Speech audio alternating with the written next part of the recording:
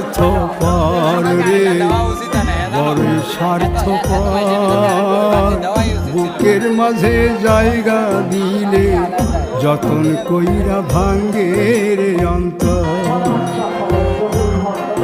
মানুষ বড়ই স্বার্থপর রে, বড়ই স্বার্থপর। বুকের মাঝে জায়গা দিলে যতন কইরা ভাঙ্গে রে অন্তর।